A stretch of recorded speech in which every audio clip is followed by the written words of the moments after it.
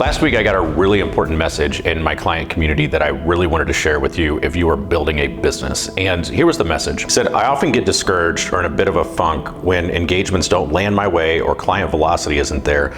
These funks tend to be all encompassing, and I can't afford to have too many of them as a husband, dad, and provider. Any words of wisdom are appreciated. And so naturally, I just told him the truth. I said, listen, man, I'm a business coach and my business runs smoothly. I never get discouraged and it's just smooth sailing for me.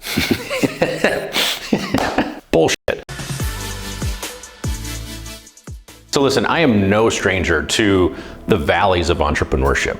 It's just the nature of the beast to some degree. It's par for the course, and it's why so many people quit, frankly. It's why so few people are successful in entrepreneurship. It's not just the valleys of financial stuff. There's obviously some volatility that goes on there. It's the emotional roller coaster that people go through that usually leads them to quit. They hit these obstacles, they hit a wall, they get discouraged, and they say, I'm out. In entrepreneurship, some days you're gonna feel like the boxer. Some days you are going to feel like the punching bag, and that might happen on the exact same day. I've worked with entrepreneurs that are household names, insanely successful, and from the outside you would say, all of their shit just works. But I'm telling you, when you peek behind the curtain, every single entrepreneur, myself included, hits some level of discouragement. We get some level of frustration. We hit these obstacles, and they start us to really question things. And the first thing I wanna say is, you've gotta accept that.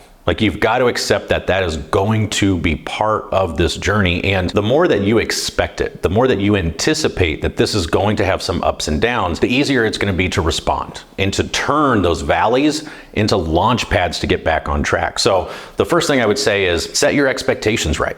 Know that this is going to happen so that when it happens, it doesn't catch you by surprise. Okay, now there's two ways that I really do this. The first is I zoom in. I actually zoom into it. I don't try to suppress it. I don't try to ignore it. I don't try to pretend it's not there. I don't try to just wait it out. If I'm getting discouraged, I zoom in, I double click, and I say, what's this telling me? This is like a signal on a dashboard, okay? It's telling you something's wrong. And you don't want to just pretend it's not there. It could get worse. It's telling you something. And what you want to do is figure out, what is it? What is not happening, or what is not meeting my expectations? And what can I do about it? Is that discouragement coming from lack of sales? Are you not getting the opportunity to sell anyone? Maybe you're not getting any leads. Are you getting client complaints? Maybe something's wrong with your fulfillment or your delivery. Whatever it is, you actually want to identify exactly what it is. You want to look at it objectively instead of staying in the space that we oftentimes do of, just really frustrated. I just feel really down. Everything is going wrong. Nothing is going right. That's not going to help. First of all, it's really emotional. Second of all, it's not specific. There's nothing that you can do when you're thinking like that. So you've got to lock in and you've got to say, what exactly is this indicator telling me? When I figure that out, I can say, what can I do about it, right? So I want to turn it into something productive by looking at it objectively and turning it into something actionable. The second thing that you can do, instead of zooming in, is you can zoom all the way out. Because a lot of times we're experiencing frustration because we are constantly looking at how far we have yet to go. Some future date or a future goal, and we are not hitting it. Or we think that we're supposed to be further along than we are right now. That's what Dan Sullivan, he's the founder of Strategic Coach, calls the gap in the gain. When you are looking at how far you have yet to go, you are looking at the gap. And there's some productive value in that, obviously. We've got to stay focused, looking at where we need to go. We want to be really clear about the destination so we can build the right roadmap. So there's nothing wrong inherently with saying, okay, I've got this much further to go, or this is where we are going and we're not there yet. But if that's all you do, if you are exclusively looking at how much further you have yet to go, and you are never looking at how far you've actually come, you're going to get really discouraged because you're going to stay in a perpetual state of, I'm not there yet. I think it's a really healthy practice to not just be focused on what you're doing, but also take time to reflect on how far you've come. When you look back where you were 6 months ago, 12 months ago, 24 months ago, you'll recognize that you are consistently making progress. What feels like not enough today because you're looking at where you need to go gets put into perspective by looking at how far you've come. When I think about day one, when I started building online, I had no clue what I was doing. I didn't know the first thing about funnels. I didn't know the first thing about packaging and productizing my expertise and services. I didn't know anything about that. I had no clue, but when I see how far I've come over the course of 4 or 5 years, it really puts things in perspective relative to the goals that I'm still trying to accomplish. So a lot of times we get discouraged because we feel like all of this effort and all of this work and all of this energy and time that we've put into building our business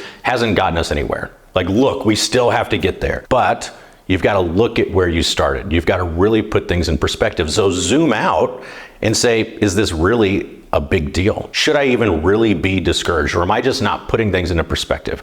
Am I not giving myself credit for the gains that I've made, for the progress that I've made, for the wins that I've had? And that's something that I do. I keep a win journal, right? Like, it's narcissistic as it may sound. I actually keep a win journal of client wins, of wins that I've had with my team, of progress that I've made in the business, of things that I'm proud of in the business. And I proactively work it into my routine to reflect on that from time to time. And that helps me avoid discouragement more proactively rather than dealing with it reactively. But when it hits, which is inevitable, you can zoom in, double click on it, treat it like a signal on your dashboard and turn that into something actionable. Or you can zoom out and really put this into perspective and really be objective about how far you've come and what you're discouraged about. Is it just looking at the gap and how much further you have to go? Now, another thing that really helps with all of this is having a good community, having a good group of people that actually understand what you're going through. Because, when you get discouraged as an entrepreneur, you can talk to people that aren't really building businesses, that aren't doing this, and it'll help. They can empathize, they can offer some support, they can give you some feedback. But working or being with people that are actually doing the same thing, that understand the grind, that are there, sometimes at the exact same time, and you can say, got you. And one thing that I've actually seen pull people out of discouragement or some of these valleys is when they see people going through that in their communities and they work to help them get out of it. So another thing that I'd recommend is find a good entrepreneurship community, right? Like, find a good group of people that you can build alongside with and not just hold each other accountable, but have somebody that truly understands what you're going through when these things hit. You can't stay in these spaces of discouragement, not just for your business, but because it is going to permeate into every other aspect of your life. As a dad, as a husband, as a friend, as a family member, it's going to find its way into all of these other relationships that you have. So it's a really important skill set for you to develop, and one that I feel really passionately about, because entrepreneurship can feel really lonely at times, and it doesn't have to, okay? Like, if you find a good group, if you develop some skills, if you learn how to zoom in, if you learn how to zoom out, if you put things in perspective, it'll help you take these moments and use them, not just like deal with them and get through them, but you can use them to bounce back and get back on track. What you don't want to do is let times like this be the reason that you give up or that you walk away, because that's what most people do. That's why so few people are successful as entrepreneurs. There's a lot of volatility that goes into it. So I hope this has been helpful. One, in terms of appreciating, if this is you or you've been here recently, just know you aren't alone. We all go through these things.